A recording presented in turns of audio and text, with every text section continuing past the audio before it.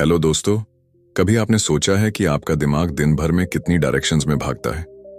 एक पल में आप इंस्टाग्राम स्क्रॉल कर रहे होते हैं, अगले ही मोमेंट किसी नोटिफिकेशन की बीप पर अटेंशन चला जाता है और फिर अचानक याद आता है कि कोई काम तो अधूरा रह गया।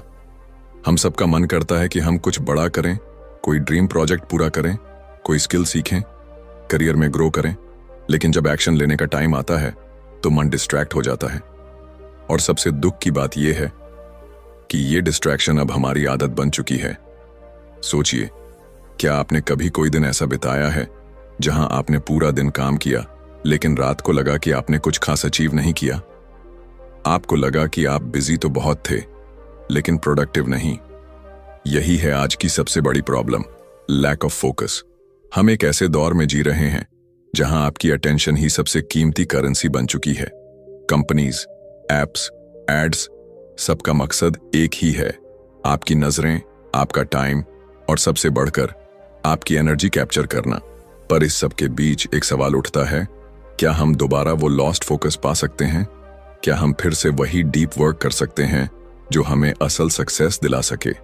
क्या आज के इस डिस्ट्रैक्शन फील्ड वर्ल्ड में भी कोई इंसान सिंगल माइंडेड फोकस हासिल कर सकता है? यही सवालों का जवाब देती है ये किताब, द आर्ट ऑफ फोकस। ये कोई बोरिंग थ्योरी वाली बुक नहीं है, ये एक आई ओपनर है, एक ऐसा मेंटल टूल किट जो आपको सिखाता है कि किस तरह आप अपने दिमाग को ट्रेन कर सकते हैं ताकि वो उसी चीज पर रुका रहे जो आपके लिए वाकई इंपॉर्टेंट है। इमेजिन करिए एक ऐसी लाइफ जहां आप हर दिन क्लैरिटी के साथ उठते हैं, जहां आपकी टू डू लिस्ट सिर्फ डेकोरेशन नहीं होती बल्कि आप सच में उसे पूरा करते हैं, जहां आपका दिमाग सोशल मीडिया की बेचैनी से आजाद हो चुका होता है और आपका हर एक्शन आपकी ग्रोथ की तरफ बढ़ता है। अब सोचिए, अगर ऐसा फोकस आप हासिल कर लें तो आपकी लाइफ कितनी बदल सकती है। यही किताब आपको ले जाती है उस जर्नी पर जहां आप मल्टीटास्किंग की इल्यूजन को तोड़ते हैं, अपने एनवायरनमेंट को रीडिजाइन करते हैं, डिजिटल नॉइज से लड़ते हैं और अपने अटेंशन को एक शार्प लेजर की तरफ पॉइंट करते हैं, उसी चीज पर जो आपको आगे ले जाएगी।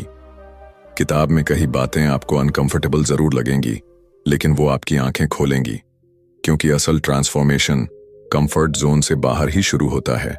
इस वीडियो में हम जानेंगे इस किताब की सबसे पावरफुल बातों को जो आपकी सोच, आपकी वर्किंग स्टाइल और आपकी पूरी लाइफ का डायरेक्शन बदल सकती है। तो अगर आप भी चाहते हैं कि आप उस नॉइज से बाहर निकलें और एक ऐसी क्लैरिटी के साथ जिए जहां डिस्ट्रैक्शंस आपकी पावर को चुरा ना सकें, तो इस वीडियो को एंड तक जरूर देखिए। चलिए शुरू करते हैं द आर्ट ऑफ फोकस की वो जर्नी जो आपके हर दिन को और आपकी पूरी जिंदगी को रेजर शार्प बना सकती है। Chapter 1, multitasking. एक मीठा झूठ। आपने कितनी बार अपने आप से ये कहा है, मैं तो मल्टीटास्क कर सकता हूं, साथ में फोन भी यूज कर लूंगा, काम भी कर लूंगा, थोड़ा यूट्यूब भी देख लूंगा और साथ में रिप्लाई भी दे दूंगा। लगता है हम टाइम सेव कर रहे हैं, राइट? पर सच तो यह है कि हम अपना सबसे कीमती एसेट, अपनी अटेंशन को टुकड़ों में बांट रहे होते हैं। मल्टीटास्किंग को आज की दुनिया में एक सुपर पावर माना जाता है। लोग इसको अपना स्ट्रेंथ बताते हैं, जॉब इंटरव्यूज में प्राउडली कहते हैं, I can handle multiple tasks at once. लेकिन न्यूरो साइंस और साइकोलॉजी कुछ और कहती हैं। हमारा दिमाग एक टाइम पर सिर्फ एक काम पर पूरी अटेंशन दे सकता है। जब हम मल्टीटास्क करते हैं तब हम असल में मल्टीटास्किंग नहीं कर रहे होते, हम टास्क स्विचिंग कर रहे होते हैं।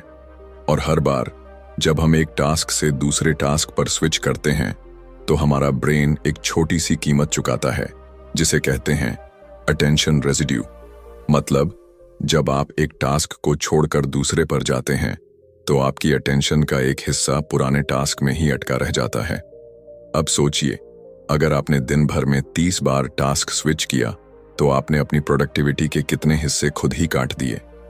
मल्टीटास्किंग आपको सिर्फ थका देती है, मेंटली भी और इमोशनली भी।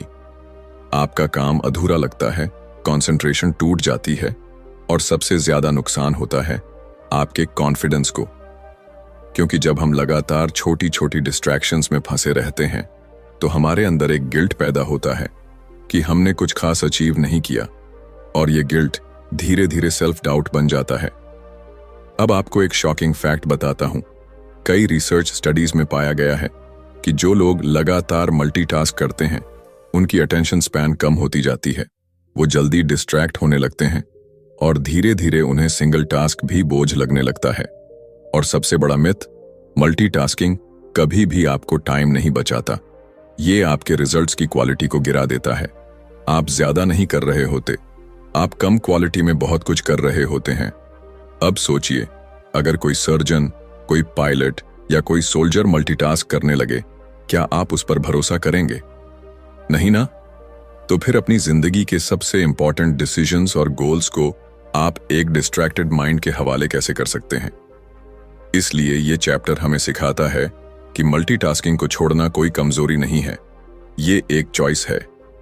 एक ऐसी चॉइस जो आपको डीप वर्क की तरफ ले जाती है, क्लैरिटी की तरफ, एक्सेलेंस की तरफ। किताब आपको इनवाइट करती है एक नई सोच अपनाने के लिए, न कि मैं हर चीज कर सकता हूं एक साथ, बल्कि मैं हर चीज करूंगा एक एक करके, पूरी अटेंशन और पूरी क्वालिटी के साथ। क्योंकि जब आप हर काम को पूरी प्रेजेंस के साथ करते हैं, तभी असली फोकस, असली पावर और असली सेटिस्फैक्शन मिलती है। तो अगली बार जब आपका माइंड कहे चलो मल्टीटास्किंग कर लेते हैं, तो बस एक पॉज लीजिए और याद रखिए, आपको सब कुछ एक साथ करने की जरूरत नहीं है। आपको सिर्फ एक चीज को पूरा करना है। चैप्टर 2, फोकस के पीछे की साइंस। कभी आपने ये सोचा है कि जब हम किसी एक काम में पूरी तरह डूब जाते हैं तो टाइम कैसे उड़ जाता है? कभी कभी ऐसा लगता है जैसे घड़ी रुक गई हो या हम किसी दूसरी दुनिया में चले गए हों। उसे कहते हैं फ्लो स्टेट। और ये कोई मैजिक नहीं है, ये प्योर साइंस है। हमारा दिमाग एक कॉम्प्लेक्स मशीन है और ये मशीन हमेशा सर्वाइवल मोड में काम करती है। हर मोमेंट ये डिसाइड कर रही होती है कि किस चीज पर ध्यान देना है और किसे इग्नोर करना है। क्यों? क्योंकि दुनिया में हर सेकंड लाखों सिग्नल्स और डिस्ट्रैक्शंस मौजूद हैं और हमारा ब्रेन सब कुछ एक साथ हैंडल नहीं कर सकता। इसलिए हमारी अटेंशन एक लिमिटेड रिसोर्स है, बिल्कुल वैसे ही जैसे बैटरी। अगर आप उसे हर जगह इस्तेमाल करते रहेंगे तो पावर जल्दी खत्म हो जाएगी। अब यहां एक इंपॉर्टेंट टर्म आता है, प्रीफ्रंटल कॉर्टेक्स। ये आपके ब्रेन का वो हिस्सा है जो प्लानिंग, डिसीजन मेकिंग और अटेंशन को कंट्रोल करता है। जब आप फोकस में होते हैं, ये हिस्सा एक्टिव होता है और आपका दिमाग लेजर की तरह काम करता है। लेकिन जैसे ही कोई नोटिफिकेशन आती है या कोई थॉट आपको डिस्ट्रैक्ट करता है, ये सर्किट टूट जाता है। आप फिर से ग्राउंड जीरो पर आ जाते हैं। साइंटिफिक रिसर्च बताती है कि एक बार डिस्ट्रैक्टेड होने के बाद वापस उसी डीप फोकस में आने में 18 से 25 मिनट लग सकते हैं। अब सोचिए, अगर आप हर 10-15 मिनट में अपना फोन चेक कर रहे हैं, तो क्या आप कभी डीप फोकस में जा ही पा रहे हैं? फोकस सिर्फ विल पावर से नहीं आता, वो आता है अंडरस्टैंडिंग से, कि कैसे आपका दिमाग काम करता है और कैसे आप उसे ट्रेन कर सकते हैं। अब बात करते हैं एक और फैसिनेटिंग कॉन्सेप्ट की, डोपामीन। हर बार जब आप कोई नया मैसेज पढ़ते हैं, कोई रील देखते हैं या कोई लाइक मिलता है, आपका दिमाग डोपामीन रिलीज करता है। ये एक फील गुड केमिकल है और ये एडिक्टिव होता है। जैसे ही आपका दिमाग उस डोपामीन हिट का आदती हो जाता है, वो बार बार इंस्टेंट रिवॉर्ड्स ढूंढता है। पर फोकस की दुनिया में रिवॉर्ड्स स्लो होते हैं। वहां आपको पेशेंस चाहिए, डिसिप्लिन चाहिए और साइलेंस के साथ कंफर्ट चाहिए। दिमाग को ट्रेन करना पड़ता है कि वो इंस्टेंट रिवॉर्ड से हटकर डिलेड ग्रेटिफिकेशन की तरफ मूव करे। इसलिए किताब कहती है, फोकस सिर्फ एक स्किल नहीं है, ये एक ब्रेन ट्रेनिंग प्रोसेस है। आपको अपने दिमाग को दोबारा कैलिब्रेट करना होगा ताकि वो साइलेंस से डरना बंद करे और डिस्ट्रैक्शन को रिवॉर्ड समझना छोड़ दे। और यहां आता है रियलाइजेशन कि आज का इंसान डिस्ट्रैक्टेड इसलिए नहीं है क्योंकि उसके पास टाइम कम है, वो डिस्ट्रैक्टेड है क्योंकि उसका माइंड ओवर स्टिम्युलेटेड है। तो सॉल्यूशन क्या है? आपको अपने दिमाग को पॉज देना होगा। हर दिन कुछ मोमेंट्स ऐसे बनाने होंगे जहां आप अपने ब्रेन को रिचार्ज कर सकें। Meditation, breathing, walking without phone, ये सब छोटे छोटे हैबिट्स आपके ब्रेन के फोकस सर्किट को रिपेयर करने लगते हैं। इस चैप्टर का सबसे पावरफुल मैसेज यही है, focus is not about doing more, it's about doing less but with full presence. जब आप अपने ब्रेन के अटेंशन सिस्टम को समझ जाते हैं, तब आप डिस्ट्रैक्शन को एक वीकनेस नहीं बल्कि एक पैटर्न की तरह देखना शुरू करते हैं, और पैटर्न को बदला जा सकता है। तो अगली बार जब आप कहें मेरा मन नहीं लग रहा, तो खुद से पूछिए, क्या ये मन की कमी है या ध्यान की साइंस को न समझ पाने की। चैप्टर 3, सबसे जरूरी क्या है? Identifying your priorities. आज सुबह उठते ही आपने सबसे पहला काम क्या किया? व्हाट्सएप चेक किया, इंस्टाग्राम स्क्रॉल किया, या सीधे किसी टास्क में कूद गए? अब एक सवाल सोचिए, क्या वो काम वाकई जरूरी था या बस अर्जेंट लग रहा था? असल में हमारी जिंदगी की सबसे बड़ी कंफ्यूजन यही होती है। हम अर्जेंट और इंपॉर्टेंट के बीच का फर्क भूल चुके हैं। हम दिन भर कुछ न कुछ करते रहते हैं, बिजी रहते हैं, लेकिन जब दिन खत्म होता है तो दिल के किसी कोने से एक आवाज आती है, आज भी वो नहीं किया जो सबसे जरूरी था। और यही इस चैप्टर की शुरुआत है। फोकस की शुरुआत होती है क्लैरिटी से। अगर आपको यही नहीं पता कि आपके लिए सबसे जरूरी क्या है, तो आप कभी फोकस्ड नहीं रह सकते। किताब एक पावरफुल सवाल पूछती है, अगर आप सब कुछ नहीं कर सकते, तो वो एक चीज क्या है जिसे आप हर हाल में करना चाहेंगे? ये सवाल सिंपल लगता है, लेकिन जब आप इसे गहराई से सोचते हैं तो आपको पता चलता है कि आपकी डेली टू डू लिस्ट का आधा हिस्सा बस नॉइज है। हम दूसरों की प्रायोरिटीज को अपनी प्रायोरिटीज बना लेते हैं। ईमेल, मैसेजेस, छोटे छोटे काम, लोगों की एक्सपेक्टेशंस और हमारी खुद की ड्रीम्स, खुद के गोल्स वो डायरी में लिखे रह जाते हैं, कभी सही वक्त का इंतजार करते हुए। पर सच ये है, सही वक्त कभी नहीं आता, आपको उसे बनाना पड़ता है। इसलिए किताब कहती है, अपने गोल्स को फिल्टर करो। हर उस काम को पहचानो जो आपको सिर्फ बिजी बना रहा है लेकिन आगे नहीं बढ़ा रहा। एक टेक्निक बताई जाती है, द प्रायोरिटी रूल ऑफ 3। हर दिन बस 3 काम डिसाइड करो, ऐसे काम जो अगर आपने पूरे कर लिए तो दिन सफल कहा जाएगा। बाकी सब सेकेंडरी हैं, क्योंकि जब सब कुछ जरूरी बन जाता है तो असल में कुछ भी जरूरी नहीं बचता। इस चैप्टर में एक गहरा लेसन है कि जिंदगी को साफ साफ देखने के लिए आपको ना कहना सीखना होगा, ना सिर्फ लोगों को बल्कि अपने आप को भी, उन आदतों को, उन डिस्ट्रैक्शंस को और उन थॉट्स को जो आपको असल गोल से भटका रहे हैं। कई बार हमें लगता है कि हम सब कुछ मैनेज कर सकते हैं, लेकिन सच ये है, आप सब कुछ कर सकते हैं लेकिन एक समय पर नहीं। तो सवाल ये नहीं है कि आपके पास कितना टाइम है, सवाल ये है आप उस टाइम का यूज किस लिए कर रहे हैं।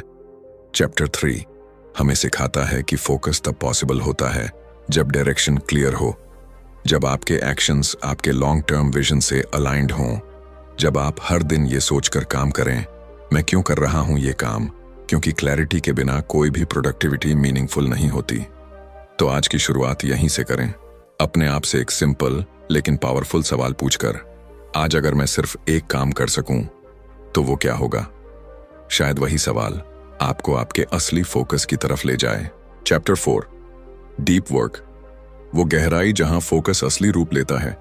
क्या आपको याद है वो पल जब आप किसी काम में इतने खो गए थे कि आपको वक्त का पता ही नहीं चला?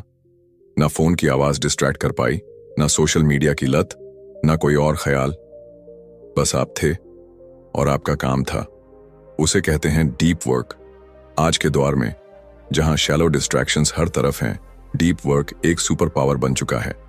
किताब कहती है, जो लोग डीप वर्क करना जानते हैं वही लोग इस नॉइजी दुनिया में कुछ एक्स्ट्रॉर्डिनरी क्रिएट कर सकते हैं।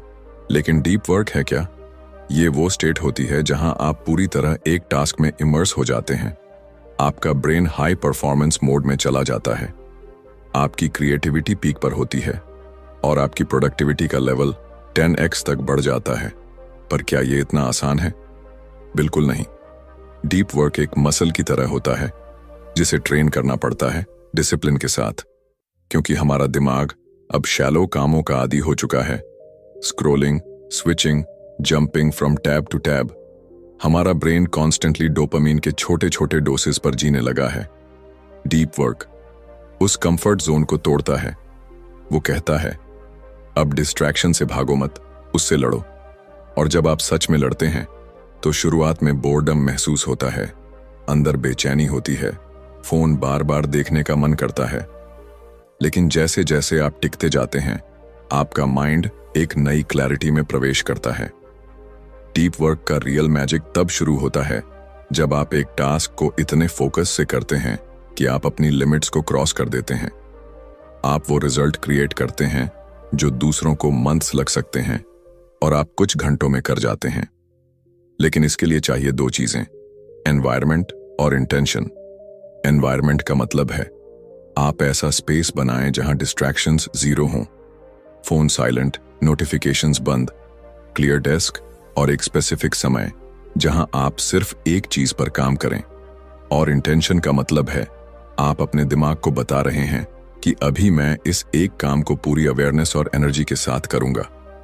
No multitasking, no switching, no half hearted effort, बस प्योर इमर्शन। किताब यह भी बताती है कि डीप वर्क आपके कॉन्फिडेंस को नेक्स्ट लेवल तक ले जाता है, क्योंकि जब आप अपने अंदर की हाईएस्ट कैपेसिटी को एक्टिवेट करते हैं तो आप खुद को नए नजरिए से देखने लगते हैं। आप समझते हैं कि आप शैलो डिस्ट्रैक्शन से कहीं ज्यादा कैपेबल हैं। डीप वर्क आपके अंदर की नॉइज को शांत करता है और उस इनर जीनियस को बाहर लाता है जो हमेशा वहीं था, बस दबा हुआ। तो अब सवाल ये नहीं है कि आप कितना काम कर सकते हैं, सवाल यह है कि आप कितनी गहराई से वो काम कर सकते हैं। क्योंकि असली breakthroughs, ideas, innovation, growth सब वहीं होते हैं जहां सरफेस की आवाजें बंद हो जाती हैं और सिर्फ एक चीज बचती है, प्योर फोकस। तो अगली बार जब आप किसी काम को शुरू करें तो खुद से पूछिए, क्या मैं इसे गहराई से करने आया हूं या बस टाइम पास के लिए? क्योंकि शैलो काम आपकी लिस्ट भरेगा, लेकिन डीप वर्क आपकी जिंदगी बदलेगा। Chapter 5, digital detox. जब साइलेंस ही असली सिग्नल बन जाए, एक पल के लिए सोचिए, अगर आपके हाथ में फोन न हो, कोई नोटिफिकेशन न बजे, कोई मैसेज, कोई डीएम, कोई रील न दिखे, तो क्या आप शांत रह पाएंगे या फिर बेचैनी सी होगी? ऐसा लगेगा जैसे कुछ छूट रहा है। Welcome to the addiction no one wants to admit, digital overload. आज हमारी मॉर्निंग्स एक स्क्रीन से शुरू होती हैं और रात भी उसी स्क्रीन के साथ खत्म होती है।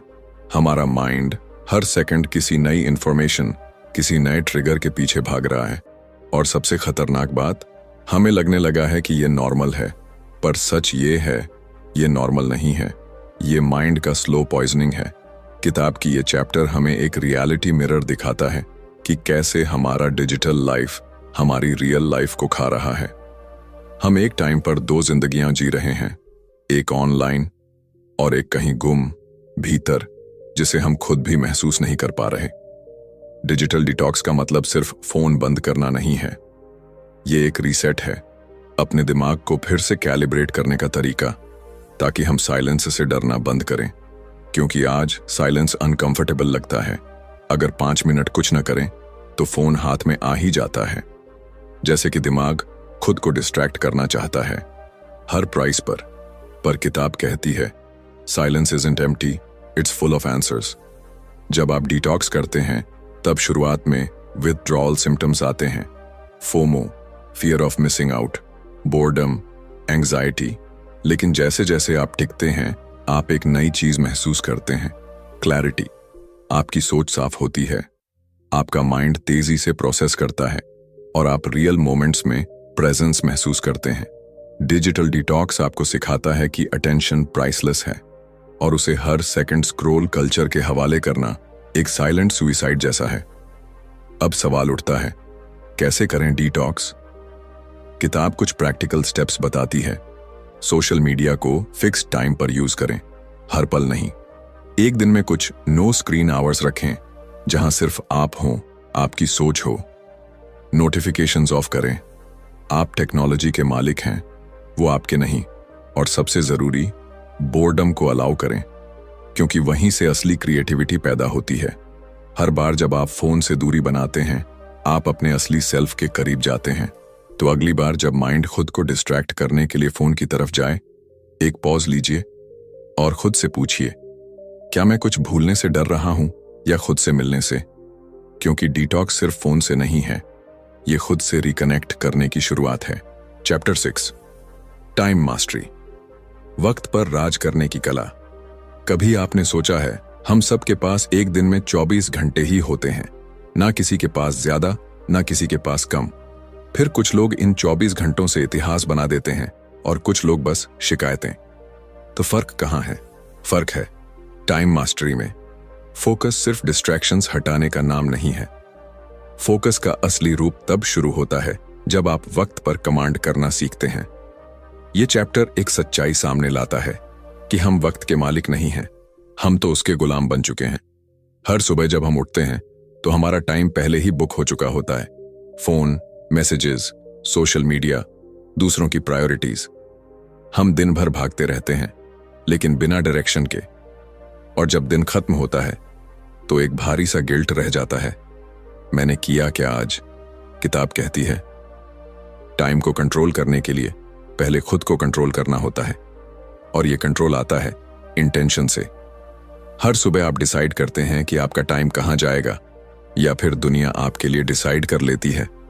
टाइम मास्टरी एक स्किल नहीं है, यह एक माइंडसेट है। जहां आप टाइम को फिल नहीं करते, आप उसे डिजाइन करते हैं। यहां पर एक पावरफुल तरीका बताया गया है, टाइम ब्लॉकिंग। मतलब आप अपने दिन को स्लॉट में डिवाइड करते हैं। हर ब्लॉक में एक क्लियर पर्पस होता है। काम, learning, rest, deep work, even boredom, सबके लिए एक जगह तय होती है। जब टाइम का कोई हिस्सा फ्री नहीं होता तो उसका मिसयूज भी नहीं होता। इस चैप्टर में एक और शानदार बात कही गई है कि बिजी होना कोई अचीवमेंट नहीं है। अगर आप हर समय ऑक्यूपाइड हैं तो शायद आप खुद से भाग रहे हैं। टाइम मास्टरी हमें सिखाता है कि नो कहना वक्त बचाने का सबसे जरूरी तरीका है। हर हाँ जो आप दूसरों को कहते हैं वो आपके वक्त से एक हिस्सा काट कर ले जाती है। हर मिनट की कीमत समझिए, क्योंकि टाइम कभी वापस नहीं आता और कोई भी रिग्रेट गुजरे वक्त को वापस नहीं ला सकता। इसलिए किताब एक सवाल पूछती है, आप अपने टाइम को कैसे देखना चाहते हैं? एक करेंसी की तरह या एक केओस की तरह? मास्टरी तब आती है जब आप अपने दिन को इतनी क्लैरिटी से डिजाइन करते हैं कि डिस्ट्रैक्शंस को जगह ही ना मिले। एक और सीक्रेट स्ट्रैटेजी दी गई है, एनर्जी मैचिंग। हर इंसान का एनर्जी साइकिल अलग होता है। कुछ लोग सुबह शार्प होते हैं, कुछ दोपहर में। टाइम मास्टरी का मतलब सिर्फ क्लॉक को कंट्रोल करना नहीं, अपने एनर्जी साइकिल को पहचान कर उसे वाइजली यूज करना भी है। तो अगली बार जब आप कहें मेरे पास टाइम नहीं है, तो पॉज कीजिए और पूछिए, क्या मेरे पास टाइम नहीं है या मैंने खुद को प्रायोरिटी नहीं बनाया? क्योंकि टाइम सबके पास बराबर है, मगर जो लोग उसे अपनी टर्म्स पर यूज करते हैं वही लोग इस दुनिया में कुछ अलग कर जाते हैं। Chapter 7, the inner game of focus. असली लड़ाई दिमाग के अंदर है। क्या आपने कभी किसी काम को करने से पहले खुद से ही हार मान ली है? वो सटल सी आवाज जो कहती है तू नहीं कर पाएगा, या तेरे बस का नहीं है, या फिर थोड़ा इंस्टाग्राम देख लेते हैं, बाद में करेंगे। यही है द इनर गेम। फोकस की असली लड़ाई बाहर नहीं होती, ना फोन में, ना एप्स में, ना नॉइज में। फोकस की असली जंग आपके दिमाग के अंदर चलती है। किताब का ये आखिरी चैप्टर हमें हमारे सबसे बड़े दुश्मन से मिलवाता है, हमारे खुद के थॉट्स। हम सबके अंदर दो आवाजें होती हैं, एक जो हमें आगे बढ़ने को कहती है और दूसरी जो कहती है रुक जा, डर है, फेलियर होगा। और अफसोस की बात यह है कि ज्यादातर लोग अपनी इंटरनल नॉइज से हार मान लेते हैं, बिना लड़े ही। फोकस सिर्फ एक्सटर्नल डिस्ट्रैक्शन से नहीं टूटता, वो सबसे ज्यादा टूटता है सेल्फ डाउट, ओवर थिंकिंग और इंटरनल रेजिस्टेंस से। जब आपका माइंड क्लियर नहीं होता तो कोई भी टेक्निक, कोई भी प्रोडक्टिविटी हैक काम नहीं करता।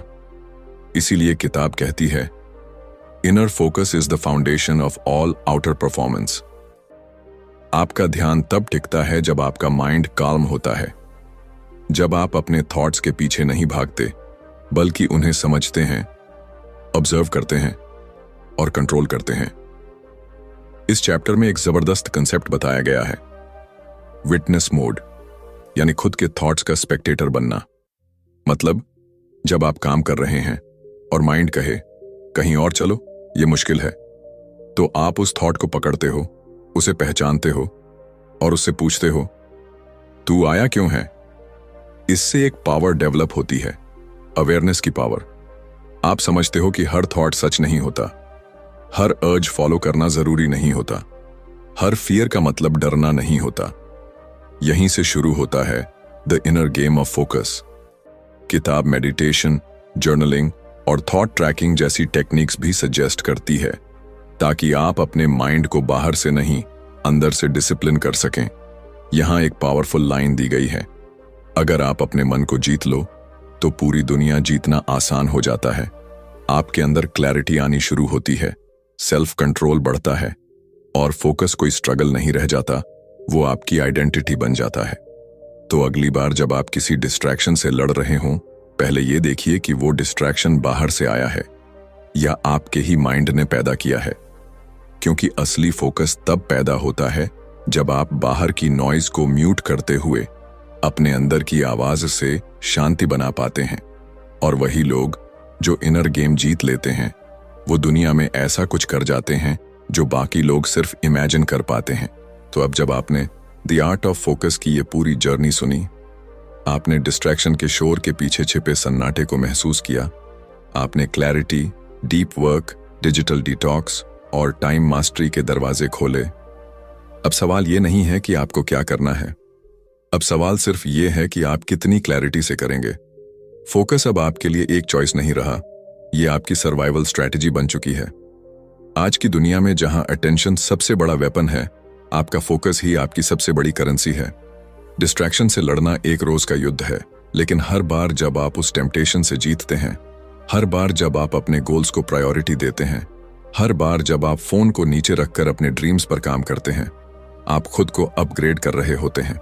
फोकस अब सिर्फ आपकी प्रोडक्टिविटी को नहीं बदलता, ये आपकी पहचान बदल देता है। अगर आपको ये वीडियो पसंद आया तो अभी लाइक का फोकस दिखाइए, कमेंट में बताइए कि इस किताब का कौन सा चैप्टर आपके दिल को छू गया, और सब्सक्राइब कीजिए बुकपीडिया को, क्योंकि यहां हम सिर्फ किताबों को नहीं पढ़ते, हम सोच बदलते हैं। हर हफ्ते मिलते हैं एक नई किताब के साथ, एक नए थॉट, नए इमोशन और नए एक्शन के साथ। और याद रखिए, डिस्ट्रैक्शन हर दिन आपको बुलाएगा, लेकिन आप हर दिन खुद को चुन सकते हैं। मिलते हैं अगली वीडियो में, तब तक के लिए स्टे फोकस्ड, स्टे अनस्टॉपेबल। धन्यवाद।